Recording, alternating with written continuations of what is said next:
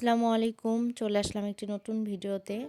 তো আগের ভিডিওতে দেখাইছিলাম মুরগির ঘর তৈরি করছি।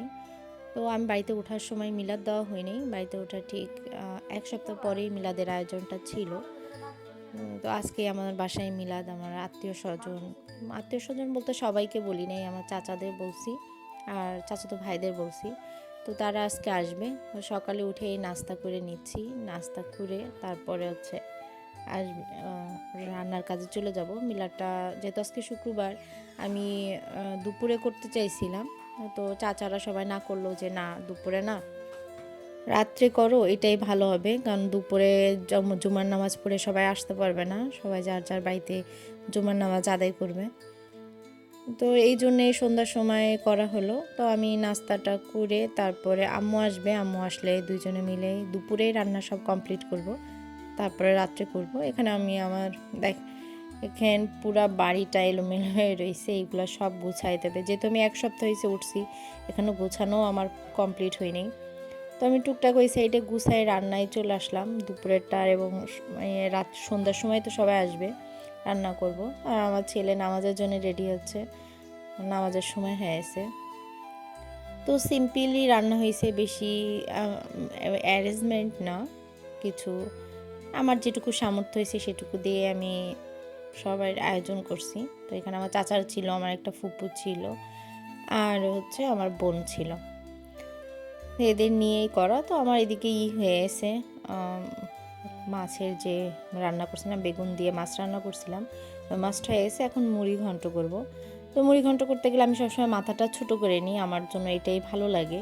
মাথা বড় করে যে অনেক ঘেটে দেয়, এটা আমার পছন্দ না। এক একজনের এক একটার ভালো লাগা। তো আমার এইভাবেই ভালো লাগে। আমি মাথাটা একটু ছোট ছোট করে কেটে তারপরে ভেজে তার মুড়ি ঘন্টটা করি। তো এই জন্য আমি মাছটা ভালো করে ধুয়ে নিচ্ছি, আর ওইদিকে তো চুলাই বসাই দিছি গরম। আর বিপদের সময় বলে না, বিপদ বাড়তে থাকে। তোমার একটা চুলা নষ্ট হয়ে গেছে গ্যাসের, তো 2 চুলায়, একটা কারেন্টের চুলা একটা গ্যাসের চুলায় মিলেই রান্না করতেছি। তো এটা হয়ে গেলে মাংসটা একটু দুপুরে খাওয়া দাওয়া করার পরে মাংসটা একটু বসাবো। আর আমরা দুপুরে খাওয়া দাওয়া কমপ্লিট করে এসে হচ্ছে নাস্তাটা বানাচ্ছিলাম, যেহেতু সবাই বিকালে আসবে, নাস্তার ব্যবস্থা করব।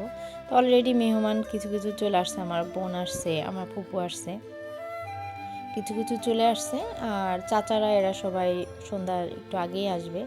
তো আমি এই জন্যে হালকা পাতলা কিছু নাস্তা করছিলাম, ঘরটা টুকটাক গুছাই নিয়েছি। এর ভিতরে মুরগি তো আজকে দেখতেই ভুলে গেছি, আমি মুরগি আনছি, আপনারা তো দেখছেনই। তো মুরগির খাবার দিতে আসছি। আমি মূলত আমার মেয়েকে পাঠিয়েছিলাম যে যাও মুরগির খাবার দিয়ে আসো, মুরগি না দেখলে হবে না। তো খাবার দিয়ে এই চলে আসলাম। এসে হচ্ছে মেহমান দেখেন সবাই চলে আসছে আস্তে আস্তে করে, আমার চাচারা। একটু পরেই মিলাদ অনুষ্ঠান হবে, আমার চাচাতো ভাই যারা আছে সবাই চলে আসছে। নতুন বাড়িতে আত্মীয় স্বজনের আসাটা একটা ভালো লাগা, নিজের বাড়ি নিজের সব কিছুই। তো দেখেন মিলাদ শুরু হয়েছে, মিলাদ ওইভাবে কাউকে বলায়নি, আশেপাশে যারা ছিল তাদের ডেকে আনা হয়েছে, আর হাফিজিখানা থেকে কিছু বাচ্চা নিয়ে আসা হয়েছিল।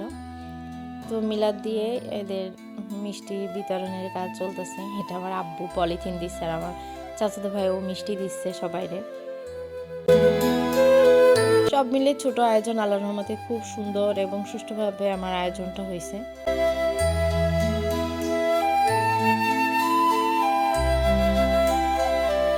আমরা মহিলারা একটা রুমের মধ্যে বসেছিলাম, যেহেতু বাইরে পুরুষ মানুষ ছিল, এই জন্য আমার রুমে আমরা সবাই বসেছিলাম।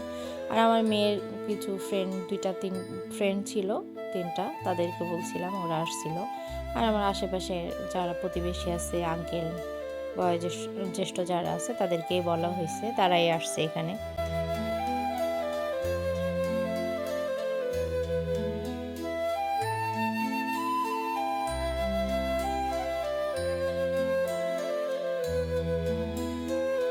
সবাই মাগরিবের নামাজ পড়ে মিলাদটা দিয়ে তারপরে খাওয়া দাওয়ায় বসছে। খাওয়া দাওয়া হয়ে গেলে সবাই চলে যাবে।